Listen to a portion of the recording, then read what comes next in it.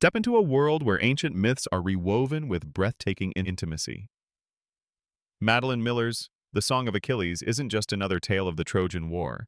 It's a profound, heartbreaking love story at its core.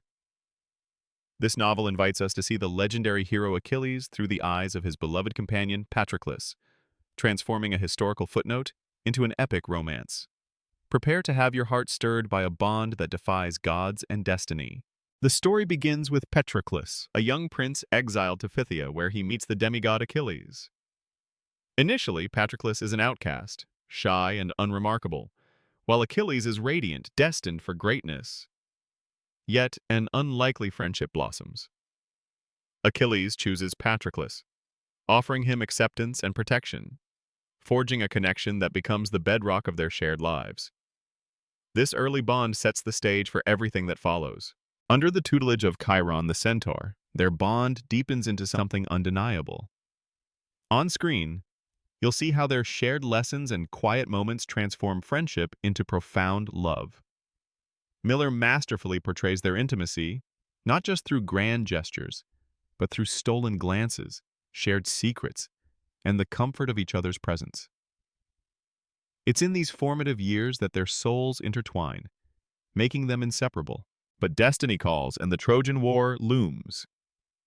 Achilles, prophesied to be the greatest warrior, is summoned, and Patroclus, despite his lack of martial skill, refuses to be left behind. This decision underscores the depth of their commitment.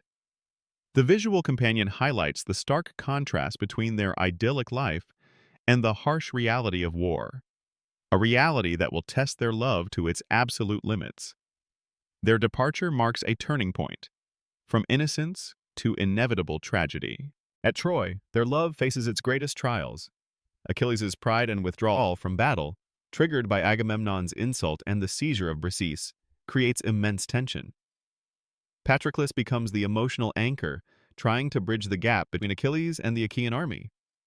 On screen, you'll see how even amidst the brutality of war, their private moments offer solace, yet the external pressures threaten to tear them apart.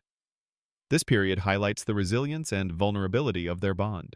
As the Achaeans falter, Patroclus makes the ultimate heartbreaking decision to don Achilles' armor and lead the Myrmidons into battle.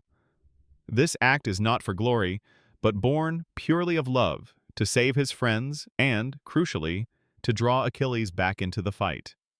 The visual companion emphasizes the weight of this sacrifice. It's a moment of profound courage and selflessness, knowing the prophecy that Achilles would die soon after his dearest companion.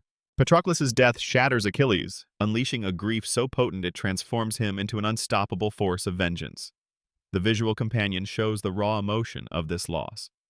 Miller portrays Achilles' fury not as a warrior's rage, but as the desperate, destructive outpouring of a man who has lost his soulmate.